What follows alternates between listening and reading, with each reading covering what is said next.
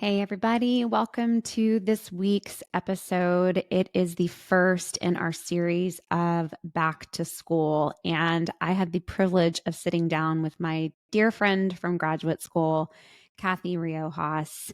She is a parent of both a neurodivergent child and neurotypical children. She has a private practice in Carrollton, Texas, and she is a fierce advocate for the autism community.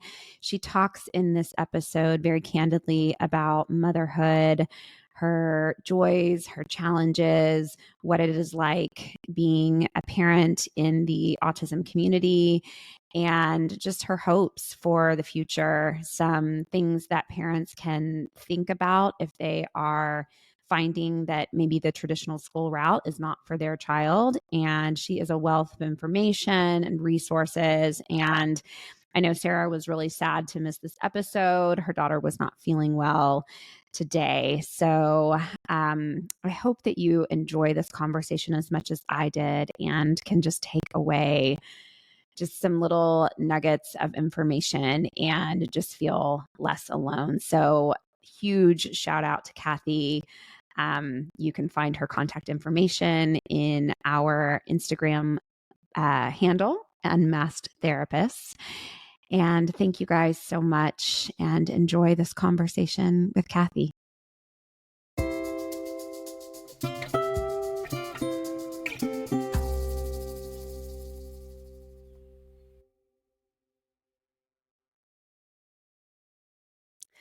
Hello, everybody, and welcome back to Unmasking with Cindy and Sarah. We have just me today with Kathy Riojas. She is a good friend of mine from graduate school, and I'm going to have her share a little bit about her experience as a mom, as an LPC, as a mom of children who are neurotypical and neurodivergent. But before we get started, Sarah is not with us today. Her daughter got sick at the last minute, so she sends her apologies. She so wanted to be here because Sarah also knows Kathy very well. But I'm just so glad, Kathy, that you are here with me today and that you agreed to come on and talk a little bit about your experience as we start this back to school series. And so thank you for your time. Yeah, I'm excited to be here. Yes, yes. And Kathy and I actually met, and I can't remember, Kathy, the class that we had together. I don't know. It's been, It's such a blur, you know. I know. For me It's too. it's been so many years now, but we maybe it was a school counseling class in our graduate program together, possibly. I don't really remember, but I do know that you and I have had many conversations over the years and graduated together and kind of stayed on a similar path in the counseling world. And I'm going to have you share a little bit about that here in a moment. But yeah, just thanks for being on. And if you could just open up and just talk a little bit about your background, both professionally and personally, and how you got to where you are today. Yeah, absolutely. My career really started in public education. And I think when I, got to share with people, like, I'm going to go and I'm going to be a teacher, like, nobody batted an eye. Like, it just made sense that Yeah. Kathy was going to go be a teacher. I was listening to the episode, you and Sarah had last week, and both of you guys were sharing about like your back to school experiences. Mm-hmm. I was the kid that loved school. I mean, school was like my safe place. Yeah. School was where I felt like I thrived. I had a home life that was pretty dysfunctional. I had a mom Mm-hmm. who was emotionally disconnected. I had a dad who just worked all the time. And so I'm this like extroverted personality in a home that is just so like cold, emotionally cold and sterile. So Yeah. school was like my place to shine. I had Yes. friends. I had teachers who loved me, right? I was like, school was just, it was my jam. So I think Yeah. when I made the choice to become a public school educator, everybody was just like, oh, yeah, that totally checks out. Like, that makes sense. Like, Yes. you love school, you're going to go back. Yeah. So, I started off as a middle school teacher. Kind of, it changes, throughout Yep. the I did some math, I did some special education. And at about year 10, I started kind of feeling like, okay, like I like the kids. I loved the middle school age. And Mm-hmm. it's so funny because when people are like, you work at a middle school, there was always like this visceral reaction. And I think because a lot of people have their own kind of middle school experiences that make Yes. it so pleasant, right? And I think Sarah was talking about that on the episode that you guys just aired. But Mm-hmm. I had a different experience. A middle school was just a lot of fun. I had great friends. Yeah. Again, I thrived academically, and Mm-hmm. so but about year 10, I was like, okay, this is feeling a little stale. Like this, I need a little bit of like change up in my life. Yes.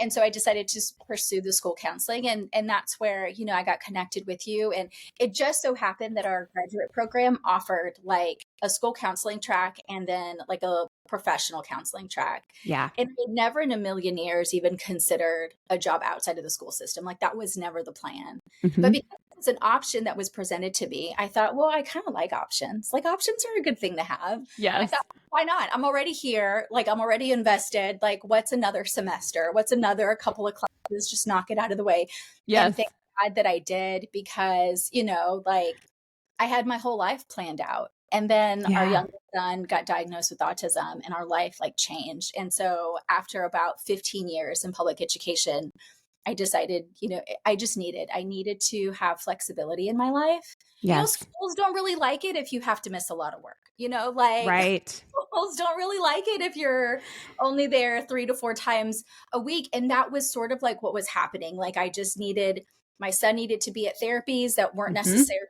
like super close to where I worked or lived. Sometimes we'd have to go pick him up. We were having rough nights sleeping. Like there was just no way I felt like I could sustain being Yeah. the mom that he needed me to be, and then being the kind of school counselor that my students deserved and my campus expected me to be. So it was an easy choice to make, but it was like such a different choice that I Mm-hmm.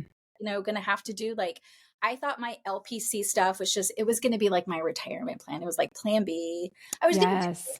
like maybe I'd see like 2 or 3 people a week. Like it was never supposed to be this way, but it Mm-hmm. is, it is. And Yeah. this is where I'm at now. Yeah, I remember us having conversations. Well, first of all, I remember back up. I remember when you were pregnant with your youngest and we were graduating and you were like, Pregnant. you were super pregnant with your youngest and we were graduating.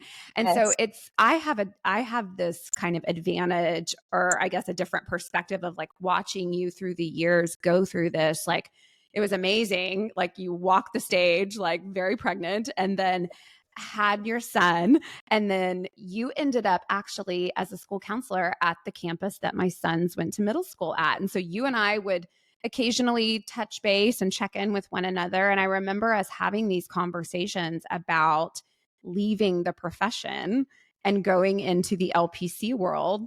And we Yeah. were not too far apart from each other in that move. But Yeah. Yeah. I think I yeah, was just a little bit behind you, but it still felt really accelerated for me, sure. because this wasn't how I envisioned my life to be. And that's Yeah. like that's the reality that it's this push and pull, right? That I still find myself learning to accept and then accept again. Right. And that is like the only guarantee in life is that it's not going to really go the way that you think it's going to go. Right. And so Yes. that was a real pivotal moment for me. I was like, oh my gosh, this sense of control that I thought that I had my whole life planned out. Yes. My husband and I had our whole life planned out. Like like we wore these like, badges of honor, like, oh, we family Mm, planned so well. We had our boys 4 years apart. Like they're never going to be in college at the same time. Like, look at us. We did this right. yep. And yeah, right. Like Yeah. Right. a Yeah. lot, so Oh, yeah, it was definitely like an accelerated version of what I thought my professional life was going to be like.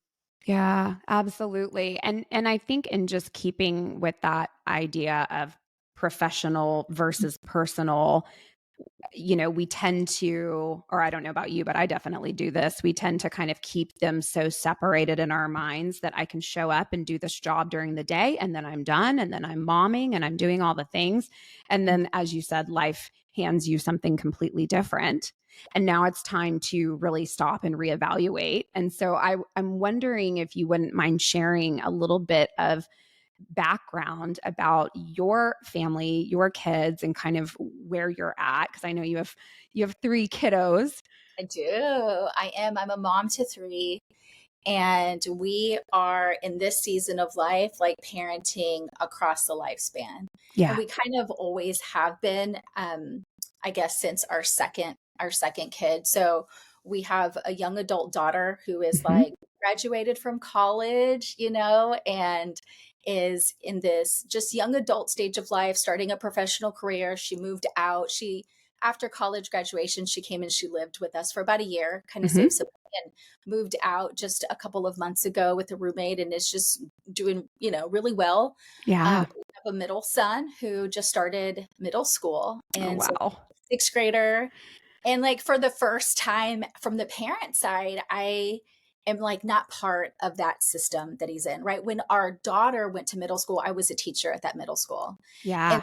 so there was just so much comfort and security that I got to experience because I was there. I was Mm. in the building, and it worked out great with her. If I Hmm. was a teacher at the middle school where my son is at, I think he would like not want to go to school. Like Yeah. different kid, right? Different. Right. So it's like parenting from afar. Like now I really have to trust Yeah. him and I have to trust the system. And, it's just a whole different kind of parenting experience that I haven't had yet. And then we have our youngest, right, who is 7.5. Hmm. He doesn't go to, our local public school. He goes to a small private specialized school. He has a diagnosis of autism level 2 Hmm. and is non-speaking. So, just we haven't yet found a reliable form of communication. So we have all of these sort of Yeah. like children, right, and adult Yes. we're kind of responsible for. So I feel like, I have been almost every single kind of mom that can exist. Like I was a teen mom, I was a single mom, I'm Hmm. a married mom, I'm a girl mom, I'm a boy mom, Yeah. mom to neurotypical, mom to a neurodiverse. Like I feel like there's so many chapters that I've got to experience in my motherhood, that Yes. just it keeps me on my toes. It keeps me on my toes. Absolutely. Absolutely. And just the depth and the breadth of the challenges and the joys, Mm. right? And so I'm wondering if you can kind of talk about that for a little bit just from a parent perspective. Yeah. Yes. Yeah. I think like in each chapter, there'd probably be like different joys and different challenges. But I Yeah. think like one joy that has remained the same, is hands down my parenting lens, like the perspective that I've always had as a mom, is it's such a privilege to get to be their mom. And man, Yeah. I mean that at like the core of who I am. It Yeah. is a privilege. Now, that doesn't mean that I'm always like super happy and super Right. positive and everything's perfect. Like No. parenting is inconvenient, parenting is hard, parenting is work. Yes. But Yeah. truly, like there is just this fundamental belief that I have that it's easy for me to operate from, that says, man, what a privilege. I get a front row seat to this, right? I Yeah. get a front row seat to these three people. And so that I think has just sort of been a constant joy. And Hmm. I love being their mom. I just love Yeah. mom, but I think like in terms of the challenges, man, there were just, I think each kid kind of presented like their own kind of challenges, like with our girl, I just had her so young. I literally was Yeah. like a junior in high school. Can you Yeah. imagine? A junior in high school, a Yeah. 17-year-old, right? And Yes. I'm choosing to like enter motherhood. I had no idea what I was doing, right? I Yeah. didn't have a great relationship with my mom. So it's not like I Hmm. had this model in my head. I didn't have this like motherly aspiration of who I wanted to be. I was like, I Hmm. figure it out, and so I think the challenge there was just how do I finding kind of the kind of mom that I felt like I needed to be. and Yeah. and what I quickly realized was, oh my gosh, it has really nothing to do with me, Mm. right? Like it's not what do I want for this kid, how do I want, that it really has nothing to do with me. But man, I kind of wanted it to be about me, Of course, you were 17. right? And so Yeah. was that realization of like, okay, like this is not about you. Like take yourself out of the story. And Yeah. that's always sort of been like that constant struggle in my dynamic with her, right? Is like, Hmm. okay, like, am I pushing her because this is what I would have wanted? Oh, yeah. Or am I just supporting what she really wants, right? And you were sharing, in the last episode about like taking your oldest to college, you know, Oh, and I remember that being such a pivotal experience in our parenting with our girl, yeah. because my husband and I, he is not her biological father. Hmm. We met kind of in undergrad, and both of us had just really non-traditional college experiences for very Yeah. different reasons. So we both started off at like community college, and then we were both just sort of commuters to like a university, Hmm. and we kind of lived at home. Like it was such a non-traditional college experience. And so when it was time for our girl to kind of consider what life after high school was going to look like, I could find myself pushing, like, go live in a Mm. go anywhere you want to go, like go have Yes. adventure. And I think that's really what she wanted. Like she really wanted, but there'd be times where I'm like, okay, pull back. Like this is not about you. Like I would have loved that opportunity, I think, Yeah. but I didn't. That just wasn't the life that I had. That wasn't an option, right, with the situation that I was in as a young single mom. And so Sure. yeah, so I think with her the challenge has been like, okay, this is Kathy, this is not about you. Our middle is, he is so opposite of our girl. Like Hmm. my girl is like at the core an Enneagram 9. Like Yeah. keeper. I Uh-huh. mean, some people pleasing, Yep. like Yep. this her core. And so it was, honestly, like kind of there were a lot of like conveniences in having a kid like that, Yeah. and my middle doesn't have a people pleasing bone in his body. He is like a first advocate of what he feels like he needs and he wants. And Yes. so the challenge there is like, right, helping set those boundaries, helping set those limits, like he is, I was giggling when Sarah was describing, her daughter as like spirited. And I was like, yeah, that's kind of like my middle, Good like, word. yeah, and so the challenge for him is just, like,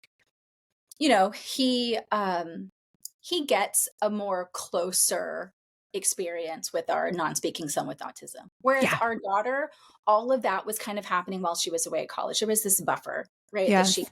to kind of experience. She wasn't in the home, Hmm. and so it's just been a different experience for him. And so for him, there just comes, a lot of anxiety. He's Hmm. constantly worried about his brother. He's worried about how people might perceive him Hmm. because of, who his brother is and what his brother does. Um, Yes. so it's that the challenge, for my kid who is not a people pleaser, who is a fierce advocate for himself, is in this trying to kind of manage raising both of them in the same home, Hmm. is to make space for those really big feelings, because Oh, he yeah. should have them, and he is going to tell you, right? He's not the kid that's just going to pretend like they don't exist because he doesn't want to make us upset. Like he's going to say, Hmm. I'm embarrassed. I don't want him to go. I don't want to be there with him, And so Yeah. Yeah. making space for those big feelings without that like reaction of like, no, you're not allowed to feel this way, Hmm. like, you're supposed to love your brother. Like, you know, Right. so it's that kind of managing that. And then, for our youngest, non-speaking autism, like the challenge right now is, I know when I look at my kid, I see a little boy, 7.5 years old, Yeah. that is so capable of so many things. Yes. However, we exist in a world, right? We exist in a world where maybe most people will look at him and just, have maybe certain limitations about Yeah. his capability. And they might have really strong opinions about where Hmm. he gets to exist and what he gets to do and where he gets to be, right? And so the challenge is, me learning to navigate that not everybody sees what I see when I look at my youngest, Yeah. right? And advocating for him, and not just him though, right? It's like for other kids like him and other families like mine, where, well, we do get to exist here too. Like he Yes. does get to do this too, right? Now it's going to look different and there might need to be some supports, but like I think that really is the challenge, is just getting to experience, like being confronted, like in situations where it's like, oh, Yes. oh man, they don't see what we see, you know, and it's Yeah. hard. Mhm. Yeah, absolutely. Gosh. And it's so there's such beauty and such pain and such vulnerability all wrapped up into this, right? And I think, you and I were kind of talking a little bit over social media last week about, or I can't remember if it was last week or this week, but just about shame, Yeah, right? And how middle school is really, at least in my experience, from my middle school experience, that was the first time where you start to really kind of look around and feel the otherness, right? And so it's belonging versus fitting in. And it's all those things that like we're trying to go back and have like repair experiences as parents, yeah, right? yes. Um, and I love what you said about I've been so many moms. Mhm.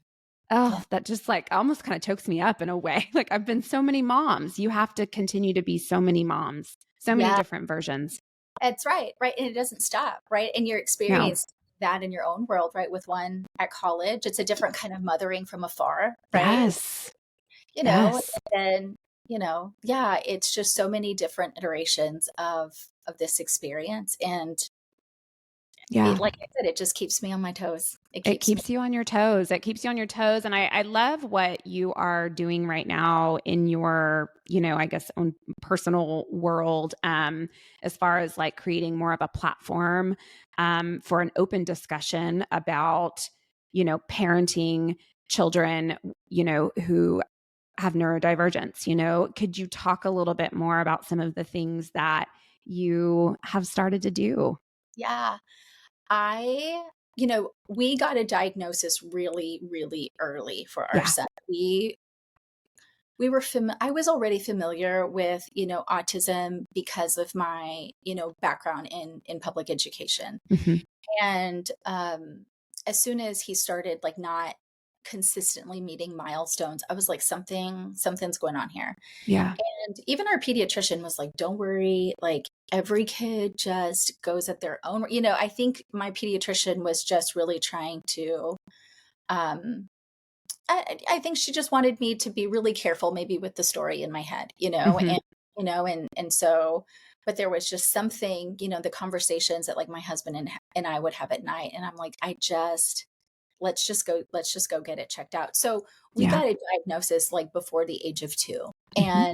And in the beginning, I kind of grappled with it, like, and to be quite honest, we're like 5 years into sort of like learning how to live life with this diagnosis, and Hmm. it's his diagnosis, but it impacts our family, Of in many course. ways. And so, even 5 years in, I tell people all the time, like, I have a pretty complicated relationship with autism, Hmm. like, and so for many years, I would say probably up until like the last 6 months, I almost like refused to let autism like take over my life. Like, Hmm. I was the mom that was like, no, he will have a birthday party. Like, Yeah. I don't care, like, Yep.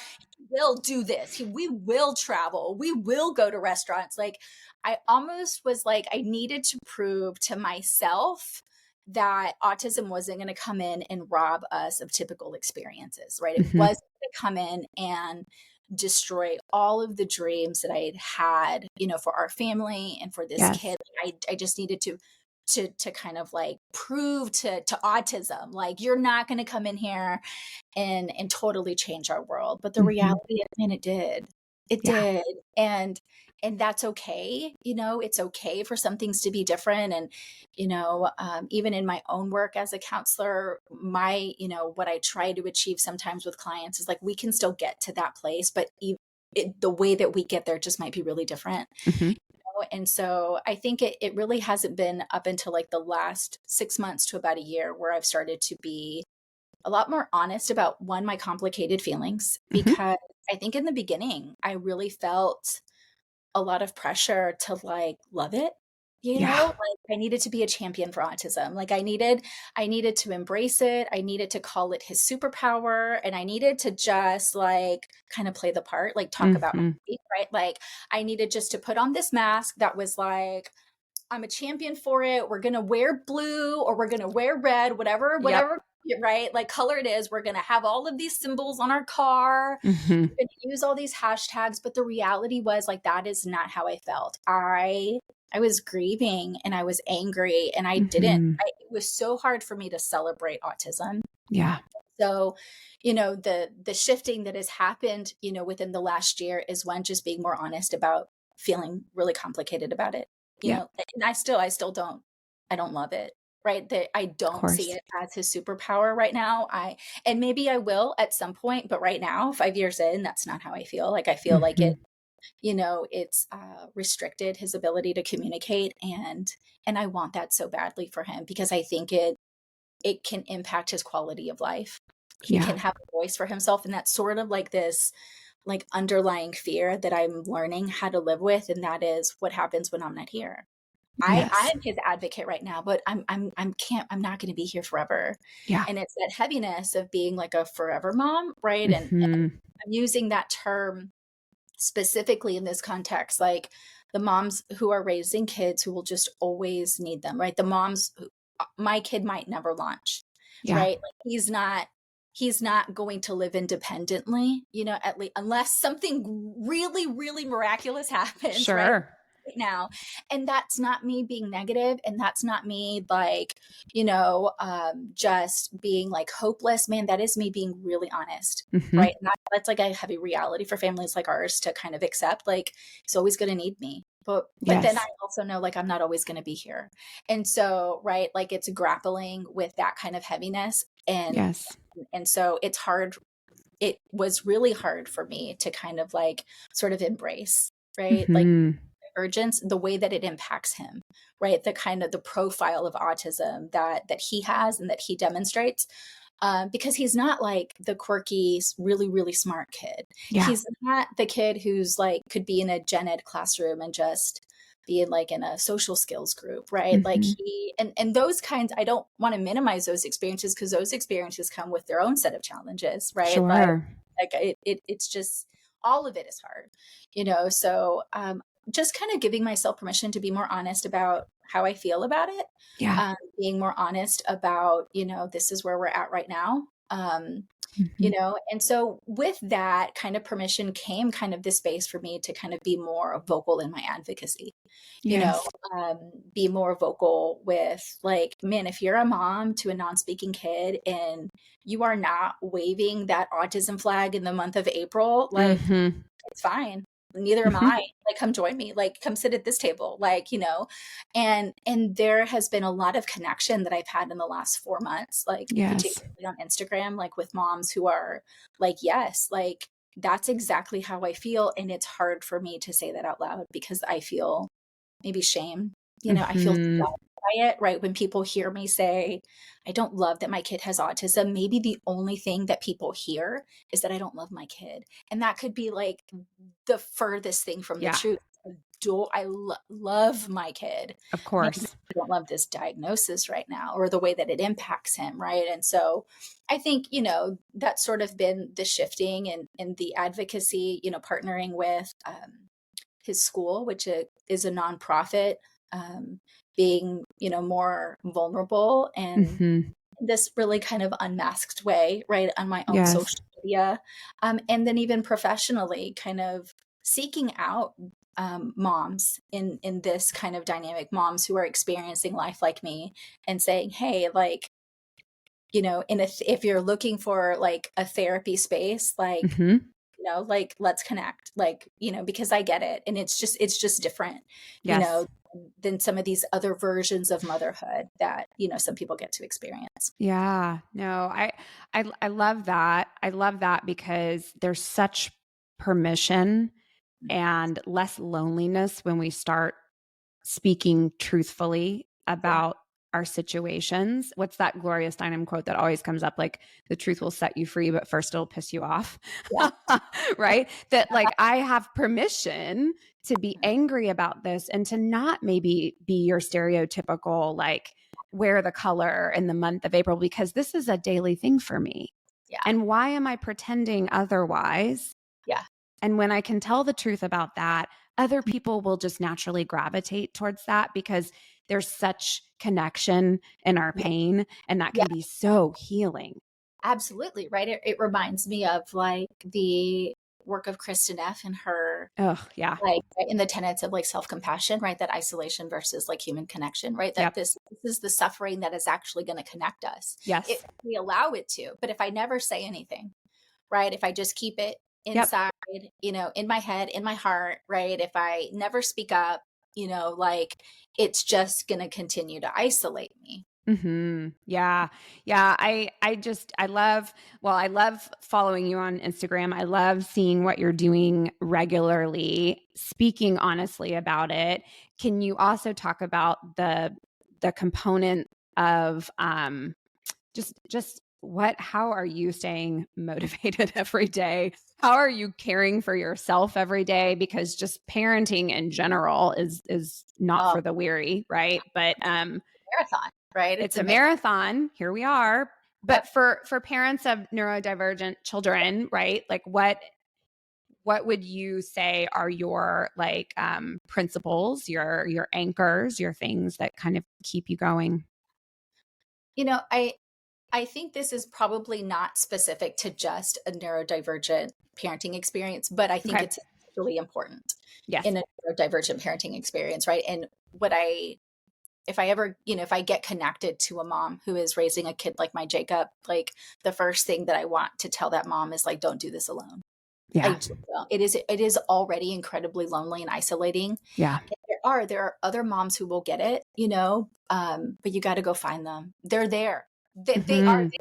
Like autism impacts one out of like every 30 something kids right now. Like there's these, like it's a whole army of us out there. Yes.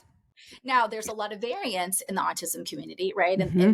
even more in the neurodivergent community, right? And so not everybody is going to be like your person just because the diagnosis is the same. Sure. But man, like there are a lot of us out there. We just need to be more connected. And it's hard. I know it's hard because we're also the moms who are maybe not working full time because our kids need us more. And we're the moms who are not at a maybe big public school because our Hmm. kids handle that, or it's an overwhelmed system that is underfunded, right? And so we don't have maybe the same kind of access to other parents. Like, if I'm sitting in a waiting room, it's crickets.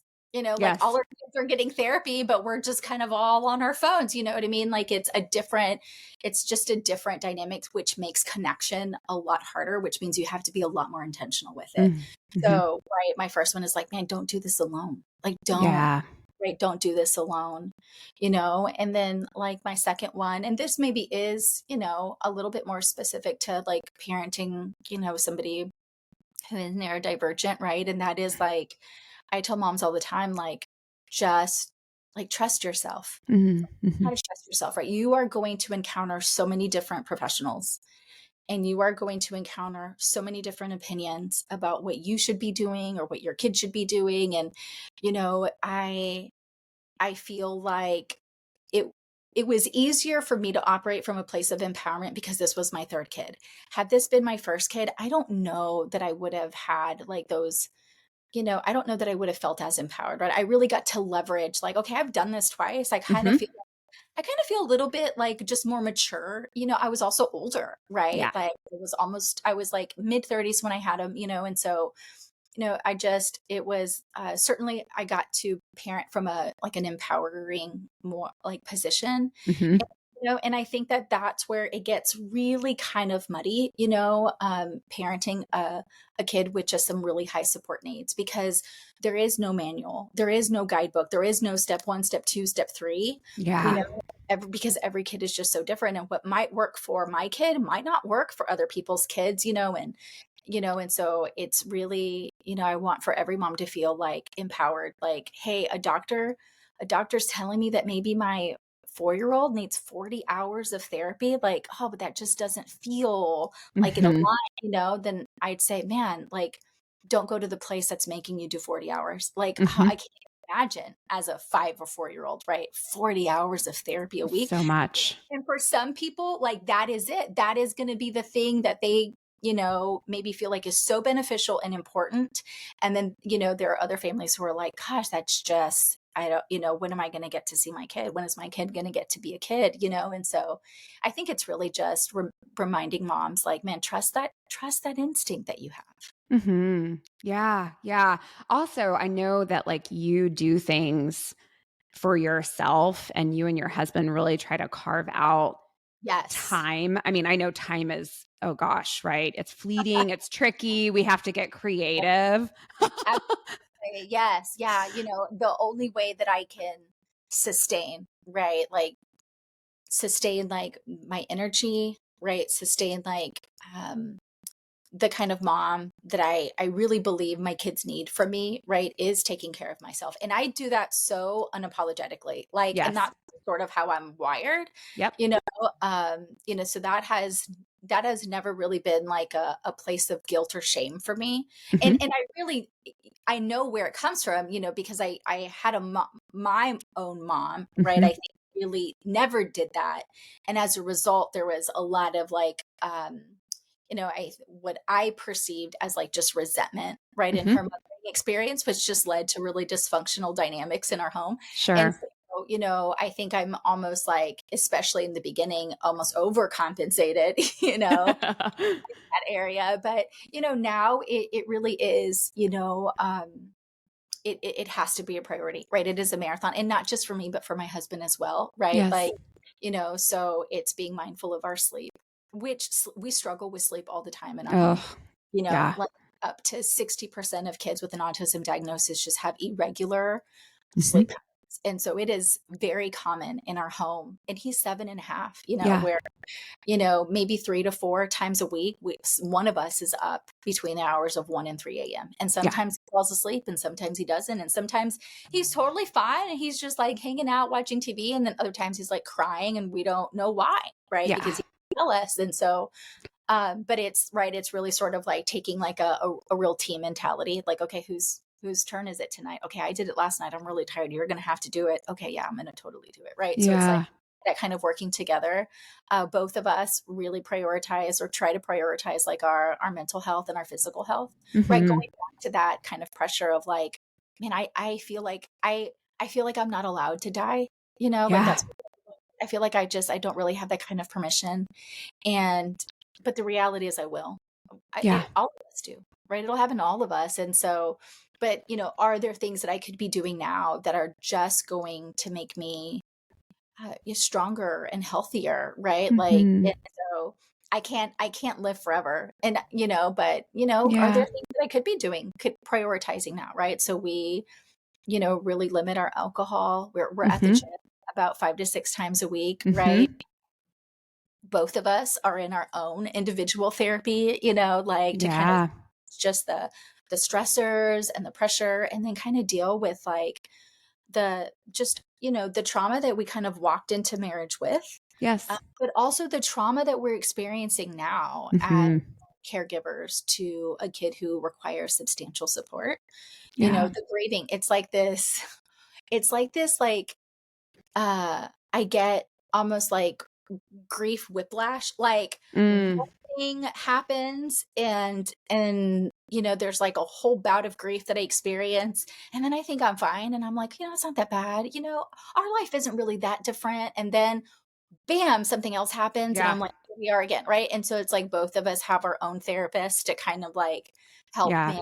manage that on an individual level, and we do our best to try to stay connected as husband and wife. It's a lot easier right now for us, to be quite honest. My husband works remotely from home, and so Hmm. there's a lot of flexibility kind of in that role, and I get the privilege of operating a small counseling practice independently, like it's just me, Yeah. kind of part time, and so there is margin in our life right now, Yes. to be able to kind of do that, to just kind of hang out when the kids are in school, or call a babysitter, on a Saturday night if we want to go have dinner, that kind of stuff. So we try to be just mindful and intentional in those places. Yeah, I love that. I love that because there's this idea that as you're showing your kids Mhm. something that maybe you didn't really see necessarily. And so you made that a priority to say, I'm going to put my needs first Yeah. as a way to teach my kids self-preservation and the importance of taking care of yourself versus just staying resentful and quiet about it Yeah. and not being present. Yeah. Right? Yeah. What nobody wants a cranky mom, right? No. Nobody wants a happy mom, right? Like that's not the Right. best version of us, in our Yeah.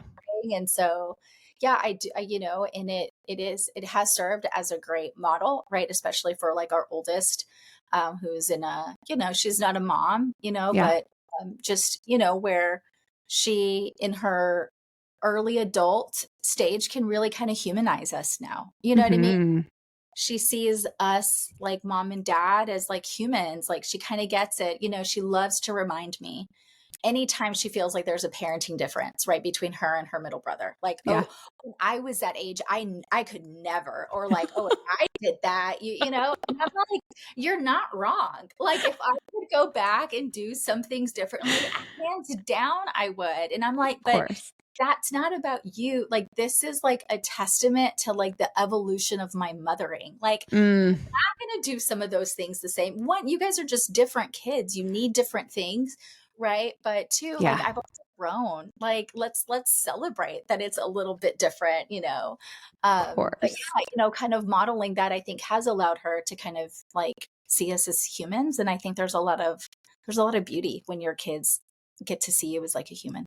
Absolutely. Oh man, absolutely. It's healing. It's healing for everybody, I think, involved. I'm wondering what you can share, because this is a back to school Yeah. series. We're talking about, we want to connect with parents that maybe are, maybe they're in the public school setting, or maybe they're trying out a charter school or a private school, and it's just they're kind of at a fork in the road, and they're not really sure what to do next, and maybe they change schools, or they're just trying to inquire to get more information. I wanted to see if you could share a little bit about It's a Sensory World. Ah. I Yeah, love to talk about It's a Sensory World any chance I get. So, yeah. if you're not familiar, It's a Sensory World is a local nonprofit. They are like in the North Dallas kind of Farmers Branch area. Hmm. Uh, and it's a nonprofit that sort of has like three big components to it, and one of those three is an academy. And so it's a small specialized private school. It's small, like we're Hmm. talking, it's like 4 to 22, like all the students combined, maybe 50. Like it is a really, really like tight knit group. It's been around for about I lost you. Hold on just a second. Okay. Okay. And we're back. Okay. Yes. Yes. Yes.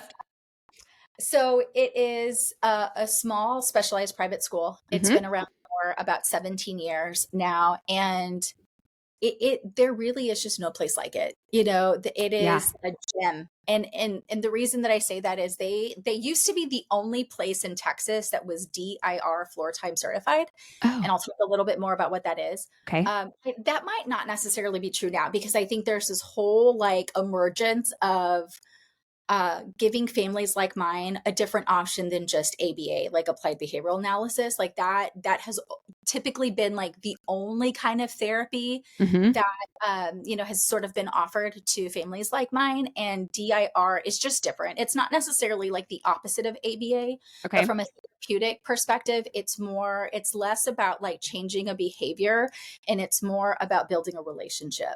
Okay. Which just aligns with like who I am as a person and what we value as a family. And so when I found out about this, I was like, oh my gosh, like I love this so much.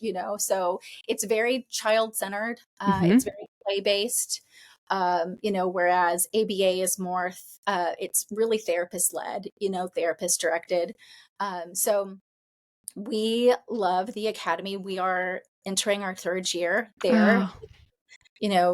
and it's a place that kind of was founded by a mom who has a kid, similar to Jacob, not exactly the same, but similar to Jacob. So she's a mom in the trenches. She kind of gets it, and she's an SLP, and so for many years was just a service provider in the neurodivergent community.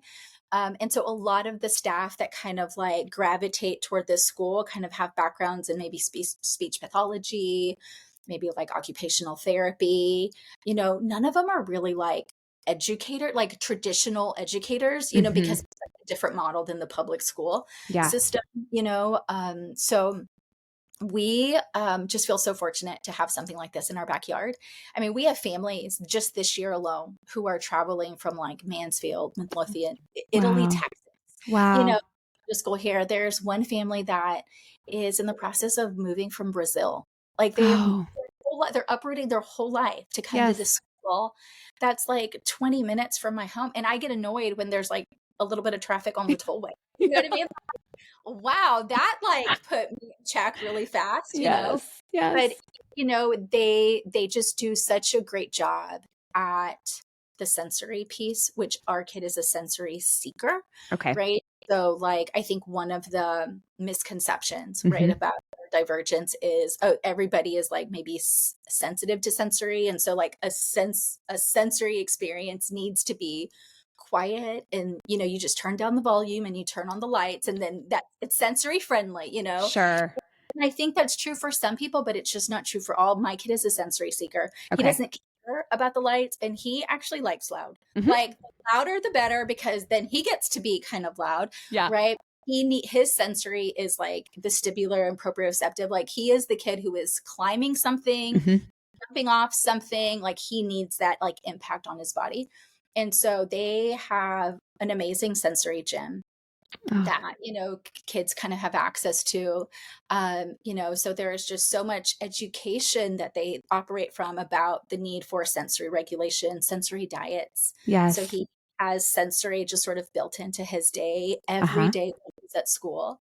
I imagine that if I placed him in just a public school, where in my area, there are no sensory gyms in elementary schools. Hmm. Like the sensory responsibility is placed on the teacher, and the teacher's limited Yeah. with fun, limited with what she or he can do Of in a course. classroom. And so it might be like a small little trampoline in the corner, and then Mm. like that, like our teachers they're just really really restricted in what they're able to provide. And so I love that he has access to that. They do heavy work, which is a great thing to kind of help him feel regulated. So the areas of expertise from It's a Sensory World, right, is the sensory piece. It's also the communication piece. So there's a lot of modeling with like the AAC device, Hmm. that that alternative augmented communication, which you know is just not something we feel like we'd get kind of anywhere else. Yeah. So a lot of modeling and a lot of opportunities to you know, kind of enhance that communication. Communication is our biggest challenge right now. Yes. Yeah. Yeah. Yes. Do they provide, it sounds like they provide so many supports during the Yeah. daytime. What does that look like for parent support? Yeah. So, we have a parent care association that we're Hmm. sort of launching.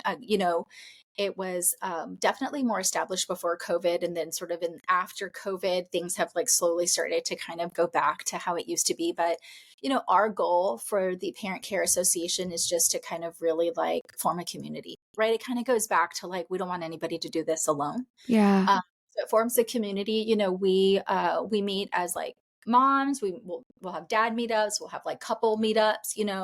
But then we also like try to provide as much information as possible. So we'll have like parenting, like information sessions for like information that parents who have a specific kind of kid in this neurodivergent umbrella might really benefit from, like waitlist in Texas. You know, Yeah. Yeah. like like how do I get like a special needs trust? Like Hmm. what does that look like? Do I need an able account, right? Like it's just all of these things that like nobody really talks to you about. Again, that responsibility is placed on a family, but Yeah. my experience has been families like mine are just already overwhelmed. So then it Yes. feels like, okay, like I'm in survival mode. I like my kid is in a therapy right now. I know how to get him there. I know how to pick him up. Hmm. That's all I can handle. Like the idea that I'm also responsible for this like future planning, Hmm. like it's just so daunting, right? And so we really try to meet kind of like parents where they're at there, and give them access to resources in the community, but also like within our network of families, and say, okay, Mm-hmm. let's walk this together, because it's information that you definitely need to know, especially in the state of Texas, where the wait lists are just decades long, right? Like my Yeah. kid is on a wait list, and he got put on a wait list at about age 6, but he might not access those services until he's almost 30, because that's how long the wait list is. Like he should be eligible right at 18.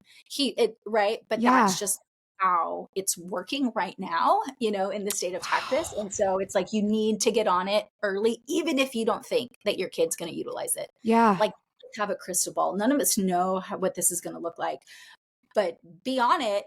And if you don't need the services, great.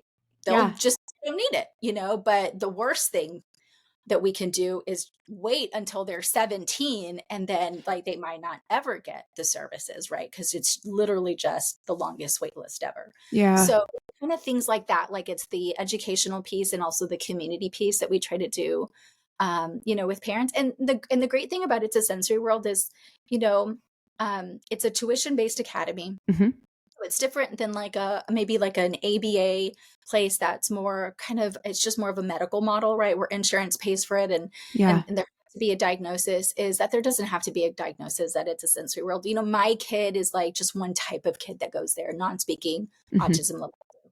And Mm-hmm. there are other kids who don't have an autism diagnosis, right? Who might go, or kids who have just a different diagnosis, right? That also just benefit from the sensory and from the communication piece. They benefit Yes. from small class ratios. They benefit from, having access to a sensory gym, right? So, Yes.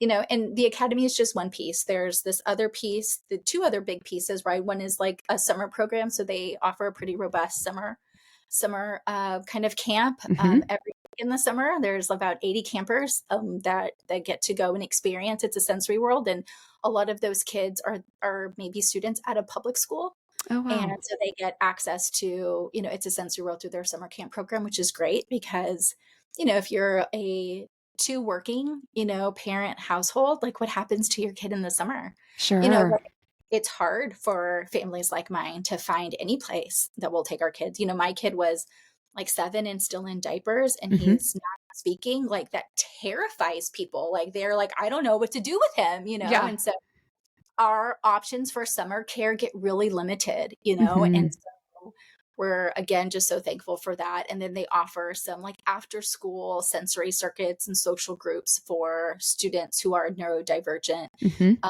and those again might be kids at a maybe homeschooled or at a public or charter school, and they get to access those kinds of services there at the building, or at the facility, kind of after school hours.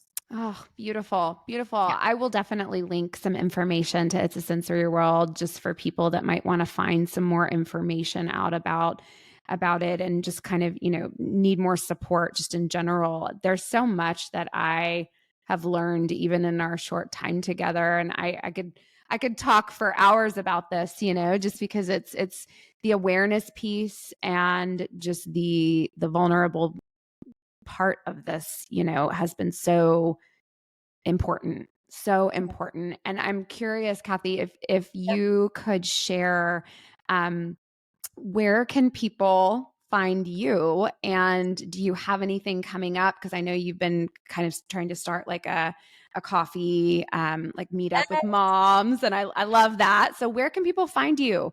Yeah. I honestly, the easiest way to find me is on Instagram. Yeah. With love, Cat is my Instagram handle. And I've started just within the last couple of months, really kind of just creating a space for moms like me. You know what I mean? Like I don't want any mom to feel like she has to do this alone. Yeah. Um, another component to that, if you're local to the Dallas Fort Worth area, is you'll see me post about monthly. We took the month of August off because of all of the school stuff, but we'll be back in September. Kind of these like, just like coffee meetups, Yeah. like super easy, like show up as you are, and it's been great to kind of connect with other forever moms, right? The moms whose kids might never launch, right? The Hmm. moms whose kids will forever, be dependent on a caregiver, and just to kind of have space for that. I, you know, um, and in terms of kind of what's coming up, we'll host another one in September, Okay. and I'll post on Instagram kind of the details of that, for those of you who are interested. Awesome. And what about your private practice? Yeah, I operate a small private practice like in the Carrollton area, which is the community that we live in. Hmm. If you're wanting to get connected to me on a professional level or in a therapeutic sense, I just blanked, Riojas Counseling at gmail.com. Yeah, That's Riojas it. Counseling. We will link Yep, that as well. the best way to get a hold of Yes, gosh, I'm so, so, so grateful, so appreciative of this time. And like I said, I could talk forever with you about a lot of these topics. And I know Sarah is sad again that she's missed out on I this. I I miss you. know, I know. Bummer, man. We're gonna have to have you back on if you would be willing, though, because there's just so many more things that I want to pick your brain about. And you know, parenting and non-parenting related. I'm so grateful and for your time and your wisdom and your knowledge. And just thank you, thank you, thank you. Thank you. Thank you. All right. Take care, Kathy. Bye.